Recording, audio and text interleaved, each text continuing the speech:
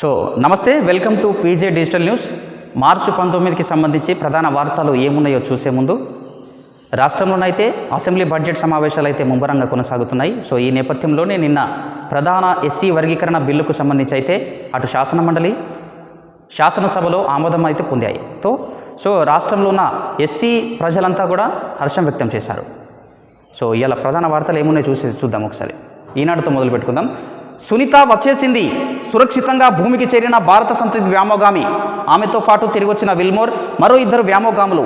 Florida తీరంలో సాఫీగా దిగిన క్రూ డ్రాగన్. సో గత 9 నెలలుగా ఇంటర్నేషనల్ స్పేస్ స్టేషన్లో చిక్కుకుపోయిన భారత సంతతికి చెందిన సునీత విలియమ్స్తో పాటు ఇంకా మరో 2 వ్యామోగాములు కూడా 9 నెలల పాటు అక్కడే చిక్కుకున్నారు. సో వారి కోసం ప్రత్యేకంగా డ్రాగన్ ఇదైతే చూడొచ్చు, డ్రాగన్ వ్యామోనౌక అయితే అక్కడికి చేరుకుంది. సో వారిని అయితే తిరుగు ప్రయాణం అయితే చేశారు. సో వీరంతా కూడా బుధవారం అంటే ఈరోజు భారత కాలమానం ప్రకారం ఈరోజు ఉదయం 3:27 భూమిని అయితే చేరుకున్నారు. సో ఇక్కడ చూడొచ్చు, దానికి సంబంధించి అమెరికాలోని ఫ్లోరిడా తీరంలో సాగర జలాల్లో దిగిన క్రూ డ్రాగన్ వ్యామోనౌక. సో మహా ఉత్కంఠకు తెరపడింది, సుదీర్ఘ నిరీక్షణ ఫలించింది. అంతర్జాతీయ అంతరిక్ష కేంద్రంలో 9 నెలలుగా చిక్కుకుపోయిన భారత సంతతి వ్యామోగామి సునీత విలియమ్స్, బుచ్ విల్మోర్ ప్రపంచమంతా ఊపిరి దిగబట్టి చూస్తున్న వేళ భారత కాలమానం ప్రకారం బుధవారం అనగా నేడు తెల్లవారుజామున 3:27 అమెరికాలోని ఫ్లోరిడా తీరంలో సాగర జలాల్లో దిగారు. స్పేస్ ఎక్స్కు చెందిన క్రూ డ్రాగన్ ఫ్రీడమ్ వారిని సురక్షితంగా పొడమికి తీసుకొచ్చింది. సో దీనికి సంబంధించి మనం వీడియో చూసే ప్రయత్నం చేద్దాం ఒకసారి.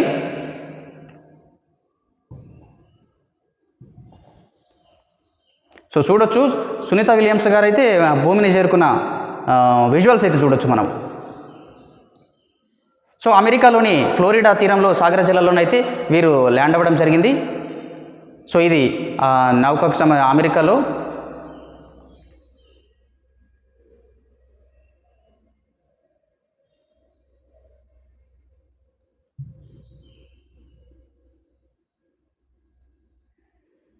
సో ఇది దానికి సంబంధించి చూసుకుంటే ఎస్సీ వర్గీకరణ చారిత్రాత్మకం. రాహుల్ గాంధీ ఇచ్చిన మాటకు కట్టుబడి కాంగ్రెస్ ప్రక్రియను పూర్తి చేసింది. బిల్లుకు అన్ని పార్టీలు మద్దతు తెలియజేయడం హర్షణీయం. వర్గీకరణ ఉద్యమంలో మృతి చెందిన వారి కుటుంబాలను ఆదుకుంటాం. ఇందిరమ్మ ఇల్లు, రాజీవ్ యువ వికాసం పథకాల్లో ప్రాధాన్యం. ముఖ్యమంత్రి రేవంత్ రెడ్డి వెల్లడి. సో నిన్న చారిత్రాత్మకమైన ఎస్సీ వర్గీకరణ గత 30 సంవత్సరాలు 30 ఏళ్లుగా ఈ పోరాటం అయితే కొనసాగుతుంది. అటు ఎస్సీ వర్గీకరణ కోసం మందకృష్ణ మాదిగ గారు వారితో పాటు ఇంకా మంది పోరాటాలు అయితే కొనసాగిస్తున్నారు. సో ఎట్టకేలకైతే వీరి పోరాటాలు అయితే ఫలించాయని చెప్పొచ్చు. నిన్న ఎస్సీ వర్గీకరణ అయితే ఆమోదం పొందిన విషయం. సో ఎన్నో ఏళ్ల ఎస్సీ వర్గీకరణ సమస్యకు శాశ్వత పరిష్కారం చూపడం చరిత్రాత్మకమని ముఖ్యమంత్రి రేవంత్ రెడ్డి పేర్కొన్నారు. రాజకీయాలకు అతీతంగా అన్ని పార్టీలు వర్గీకరణ బిల్లుకు సంపూర్ణ మద్దతు తెలియజేయడం హర్షణీయమన్నారు. సో సభలో ప్రవేశపెట్టినప్పుడు అన్ని రాజకీయ పార్టీలు కూడా పూర్తి స్థాయిలో మద్దతు అయితే ప్రకటించాయి. సో దీంతో ఈ బిల్లు అయితే ఆమోదం పొందింది. గవర్నర్ ఆమోదానికి అయితే పంపినట్లుగా చూడొచ్చు. సామాజిక న్యాయానికి పునాది. ఎస్సీ వర్గీకరణకు శాసనసభ మండలి ఏకగ్రీవ ఆమోదం. 59 ఉపకులాలు, 3 గ్రూపులు, 15% రిజర్వేషన్లు. సుప్రీం తీర్పు వెలువడిన 7 నెలల్లోనే ప్రక్రియ పూర్తి. సో సుప్రీంకోర్టు తీర్పు మేరకైతే రాష్ట్రాలు ఎస్సీ వర్గీకరణ చేసుకోవచ్చన్న తీర్పు మేరకైతే తెలంగాణ రాష్ట్రం అయితే భారతదేశంలో అన్ని రాష్ట్రాల కన్నా మొదటి స్థానంలోనే తెలంగాణ రాష్ట్రము తొలిసారిగా ఈ వర్గీకరణ అయితే చేసిన ఘనత అయితే దక్కించుకుంది. సో ఎస్సీ వర్గీకరణకు సంబంధించి చూడవచ్చు, ఇక్కడ రాష్ట్రంలో ఎస్సీ వర్గీకరణ అమలు చేసేందుకు ప్రభుత్వం ప్రవేశపెట్టిన బిల్లుకు మంగళవారం శాసనసభ మండలి ఏకగ్రీవంగా ఆమోదం తెలిపాయి. ఎస్సీల్లో ఉపకులాల్ని 3 గ్రూపులుగా విభజించి 15% రిజర్వేషన్లు కల్పించేందుకు వీలు కల్పించిన ఈ బిల్లుకు పార్టీలకు అతీతంగా అందరూ మద్దతు తెలిపారు. సో దీనికి సంబంధించి ఒక చిన్న ఎక్స్ప్లెనేషన్ ఇచ్చే ప్రయత్నం చేస్తాను మీకు. సో ఎస్సీ వర్గీకరణ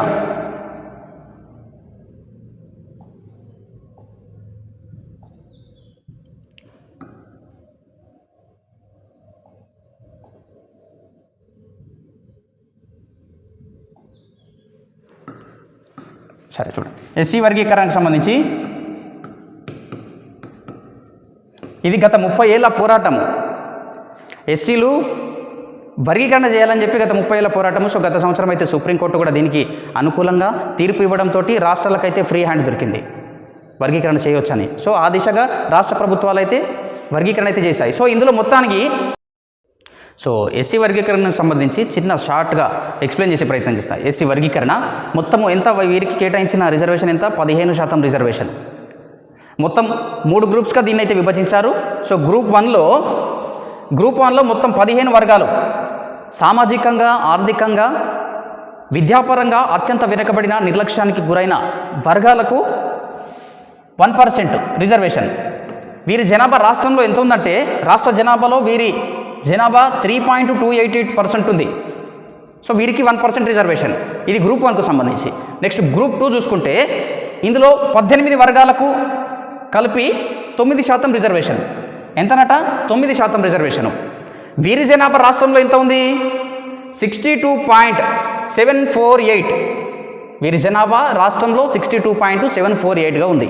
సో వీరికి ఎంత? 9% రిజర్వేషన్. సో నెక్స్ట్ గ్రూప్ 3 చూసుకుంటే ఇందులో మొత్తము అంటే అత్యంత ప్రయోజనం పొందిన వర్గాలకు సంబంధించింది. ఇందులో మొత్తం 26 వర్గాలు ఉంటే వారికి ఎంత శాతం రిజర్వేషను? 5% రిజర్వేషన్ వీరికి. వీరి జనాభా రాష్ట్రంలో ఎంత ఉంది? 33.963% వీరి జనాభా. సో టోటల్గా చూసుకుంటే ఎంత పర్సెంట్? 15% రిజర్వేషన్ అయితే కేటాయించడం జరిగింది. సో ఇక్కడ షార్ట్గా ఇంకోసారి చూసుకుంటే మొత్తము గ్రూప్ 1 15 వర్గాలకు సంబంధించి అత్యంత వెనుకబడిన వర్గాలుగా వీటిని చెప్పొచ్చు. వారికి 1%, వారి జనాభా 3.288% రాష్ట్రంలో. నెక్స్ట్ గ్రూప్ 2లో 18 వర్గాలకు 9% రిజర్వేషను. వీరి జనాభా 62.748%. అదేవిధంగా గ్రూప్ 3కి సంబంధించి 26 వర్గాలు ఉంటే వారికి 5% రిజర్వేషను. వారి జనాభా రాష్ట్రంలో 33.963%గా మొత్తానికైతే 15% రిజర్వేషన్ అయితే వీరికి కేటాయించడం జరిగింది. సో ఎస్సీ ప్రజలంతా కూడా రాష్ట్రంలో హర్షం వ్యక్తం చేస్తున్న పరిస్థితి అయితే కనపడుతుంది. So next back to Eenadu paper చూసి. సో ఇది ఎస్సీ రిజర్వేషన్కు సంబంధించి. మిగతా వార్తలు చూసుకుంటే వాస్తవాలను తొక్కిపెట్టడం, న్యాయస్థానాన్ని తప్పుదోవ పట్టించడమే. విచారణలో ఉన్న భూమి హక్కులపై పిటిషన్ల మీద పిటిషన్లు వేసిన వ్యక్తికి ₹1 కోటి జరిమానా. హైకోర్టు సంచలన తీర్పు చూసుకోవచ్చు. విచారణ కోర్టును తప్పుదోవ పట్టించే విధంగా పిటిషన్ల మీద పిటిషన్లు, వాస్తవాలు లేనప్పటికీ కూడా పిటిషన్ల మీద పిటిషన్లు వేస్తే రాష్ట్ర హైకోర్టు అయితే సంచలన తీర్పు ఇచ్చిన విషయం అయితే చూసుకోవచ్చు. దాదాపు కోటి రూపాయలు జరిమానా అయితే విధించింది. వాస్తవాలను తొక్కిపెట్టి అవసరాలకు అనుగుణంగా పిటిషన్లు వేస్తూ కోర్టులపై భారం మోపడమే కాక విలువైన సమయాన్ని వృధా చేసిన హైదరాబాద్కు చెందిన వెంకటరామిరెడ్డి అనే వ్యక్తికి కోటి జరిమానా విధిస్తూ హైకోర్టు మంగళవారం సంచలన తీర్పు వెలువరించింది. ఈ మొత్తాన్ని ఏప్రిల్ 10లోగా హైకోర్టు న్యాయ సేవాధికార సంస్థకు చెల్లించని పక్షంలో ఈ పిటిషన్ను తిరిగి బెంచ్ ముందు ఉంచాలని జ్యుడిషియల్ రిజిస్ట్రార్ను ఆదేశించింది. సో దీనికి సంబంధించి మిగతా వార్తలు చూసుకుంటే ప్రధాన వార్తలు అయితే ఇలా ఎస్సీ వర్గీకరణ చుట్టూ అయితే తిరుగుతూ ఉంటాయి. ఎందుకంటే ఇది ప్రతిష్టాత్మకమైన నిర్ణయం కాబట్టి ఎస్సీ వర్గీకరణ చుట్టే తిరుగుతుంది. మిగతా కొత్త వార్తలు ఏమైనా ఉన్నాయా చూసుకునే ప్రయత్నం చేద్దాం ఒకసారి. ఎస్సీ వర్గీకరణకు సంబంధించి ఇది చూడొచ్చు.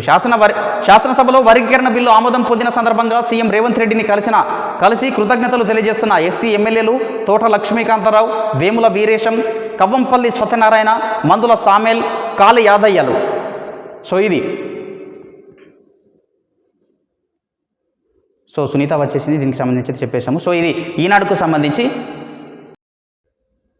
ఆంధ్రజ్యోతికి సంబంధించి చూద్దాం ఒకసారి కొత్త వార్తలు ఏమున్నాయి.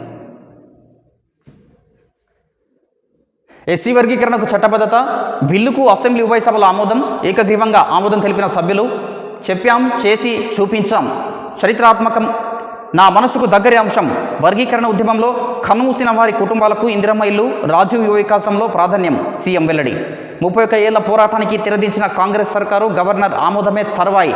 గవర్నర్ ఆమోదం లభిస్తుంది, ఖచ్చితంగా అయిపోతుంది ఇది. ఇది బడ్జెట్కు సంబంధించి. ఇవాళ అయితే ప్రధాన అంశం అయితే బడ్జెట్ అయితే ప్రవేశపెట్టనున్నారు. అటు రాష్ట్ర శాసనసభలనేమో ఉప ముఖ్యమంత్రి బట్టి విక్రమార్క గారు ప్రవేశపెట్టనుంటే శాసన మండలిలో మంత్రి శ్రీధరబాబు గారు అయితే ప్రవేశపెట్టనున్నారు. దానికి సంబంధించి 3.15 లక్షల కోట్ల బడ్జెట్ క్యాబినెట్ ఆమోదం అనంతరం నేడు అసెంబ్లీలో ప్రవేశపెట్టనున్న ప్రభుత్వం. ప్రజల దృష్టి అయితే ఈరోజు ప్రవేశపెట్టిన బడ్జెట్ వైపు అయితే కొనసాగే అవకాశాలు అయితే ఖచ్చితంగా ఉన్నాయి. సో ప్రజలంతా కూడా వివిధ రంగాల్లో కేటాయింపుల విషయమై ఆసక్తిగా ఎదురు చూస్తున్న పరిస్థితి కనిపిస్తుంది. సాగునీటి రంగానికి భారీగా కేటాయింపులు. గృహ నిర్మాణ శాఖకు 8 నుంచి 9,000 కోట్లు, హోంశాఖకు 9,000 కోట్ల కేటాయింపు, మహిళా శిశు సంక్షేమానికి 3,700 కోట్లు, ఇందిరమ్మ ఆత్మీయ భరోసాకు 350 కోట్లు, 6,000 కోట్లు రాజీవ్ యువ వికాసం, మిషన్ భగీరథ పథకానికి 6,000 కోట్లు, 1,525 కోట్లు రీజనల్ రింగ్ రోడ్డుకు. సో ఇది అంచనాలు ఈ మేరకైతే కేటాయించనున్నట్లుగా తెలుస్తుంది. సో అదేవిధంగా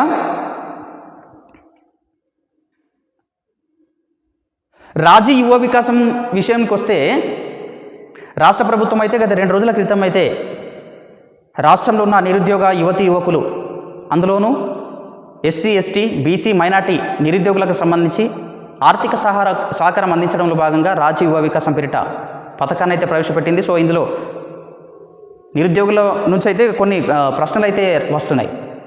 సో దరఖాస్తు చేసుకునే సమయంలో రేషన్ కార్డులో పేరు నమోదు ఉండాల్సిన ఆవశ్యకమైతే ఉంది. సో అట్లాంటప్పుడు ఇప్పటికే కొత్తగా ఉన్న నిరుద్యోగ అభ్యర్థులు చాలామంది వరకు రేషన్ కార్డుకు దరఖాస్తు చేసుకొని ఉన్నారు. ఇప్పటి వరకు వారికి రేషన్ కార్డే రాలేదు. సో అటువంటి వారి పరిస్థితి ఏంటని కూడా వారు ప్రశ్నలు అయితే చెప్తున్నారు.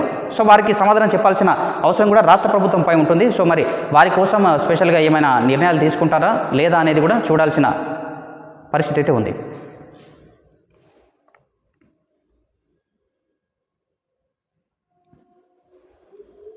బెట్టింగ్ యాప్లపై ఫైటింగ్.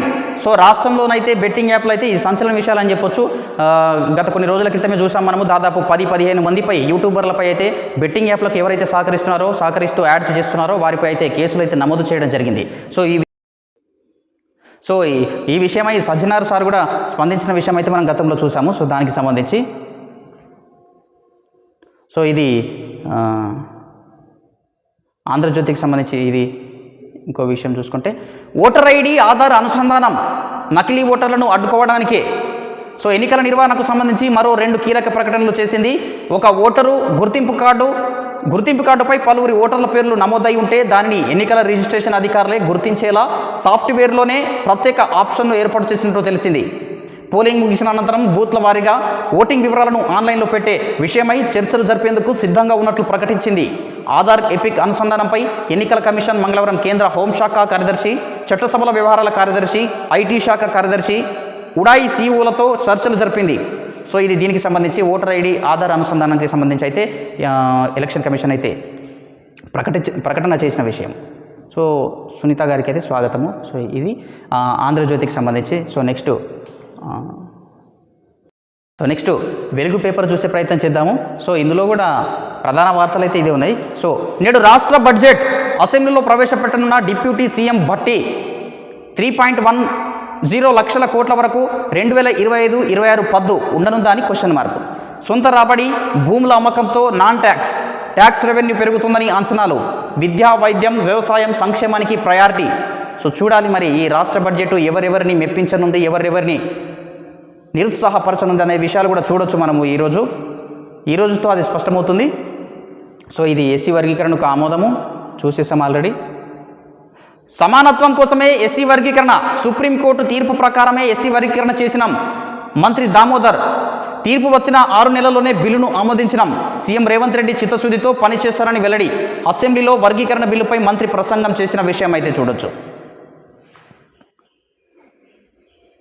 ఇకనైనా కేంద్రం కులగణన చేయాలి, దేశంలో ఏ రాష్ట్రం చేయని విధంగా సర్వే చేపట్టినాం. సీఎం రేవంత్ రెడ్డి అసెంబ్లీలో పెట్టి బిల్లు పాస్ చేసినాం.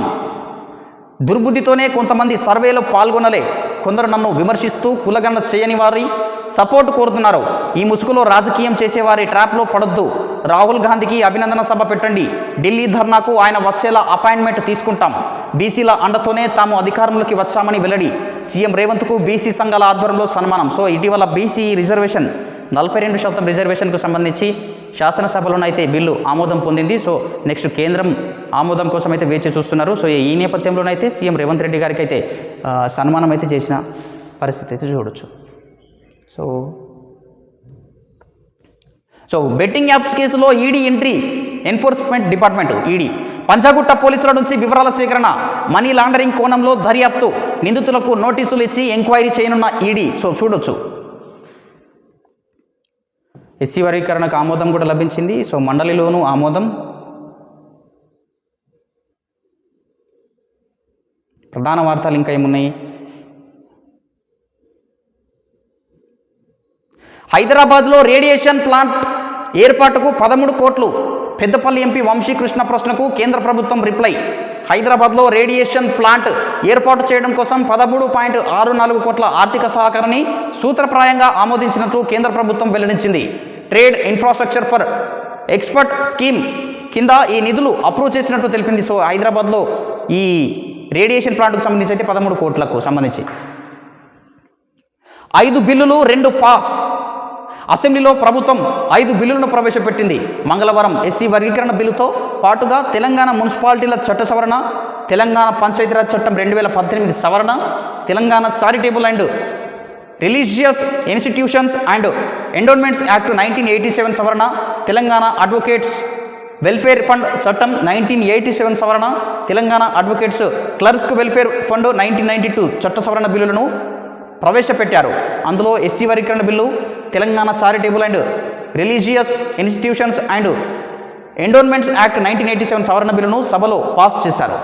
సో ఇది సీఎం తరపున శ్రీధర్ బాబు ప్రవేశపెట్టిన తెలంగాణ మున్సిపాలిటీల చట్ట సవరణ బిల్లు, అడ్వకేట్స్ వెల్ఫేర్ అండ్ చట్ట సవరణ, అడ్వకేట్స్ క్లర్క్స్ వెల్ఫేర్ ఫండ్ చట్ట సవరణ బిల్లు, మంత్రి సీతక్క ప్రవేశపెట్టిన పంచాయతీరాజ్ చట్ట సవరణ బిల్లులపై చర్చ జరగలేదు. సో కేవలము 2 మాత్రమే ఇది పాస్ అయ్యాయి, మిగతా అన్ని కూడా చర్చనైతే జరగలేదు.